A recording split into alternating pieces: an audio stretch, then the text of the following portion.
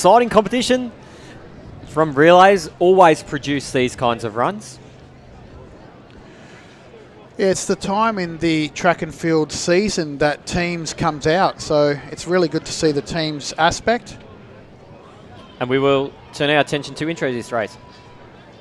So we do turn our attention back down to the start line this time for event 23, the girls under 11 4x200 metre final. In lane 1 we have Waverley.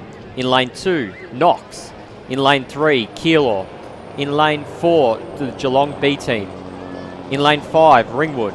In lane 6, Geelong. In lane 7, Camberwell Malvern. And in lane 8, Yarra Rangers. They're your competitors in the girls under 11 4x200 metre final.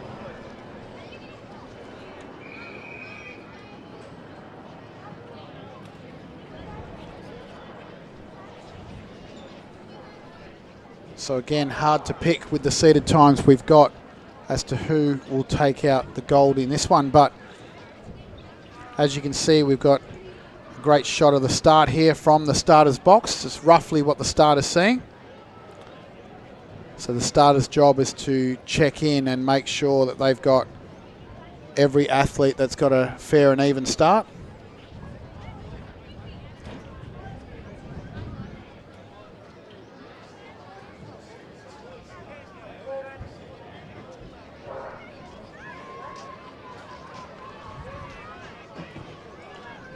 So we're off and running and got a great start here. Pretty even by all the girls, but right out there, Camberwell Malvern in lane 7. Looks like they're going to be the ones to change first with the momentum they've got coming into the stagger.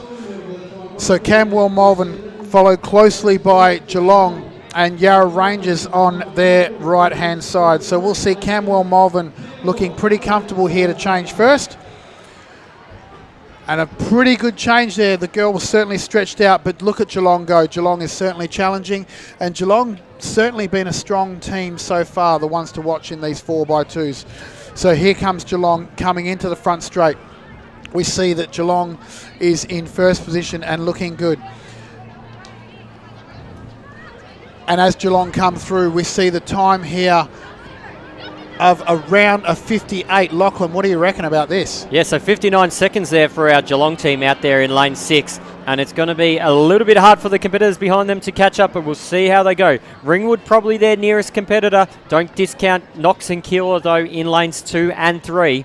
So it is our Geelong team there. Ringwood there on the outside. So as they do come up to the green codes, signalling that they can move into any lane they do want. So Geelong there are still out in front, the A team. Ringwood there with the red shoes in second place, closely followed by a battle on for our third position between, I think, 3 teams almost. So we do have to wait for a clean changes, and most of the centres there did get through, but it's going to be our Geelong A team that are going to come down into the front straight with in first position.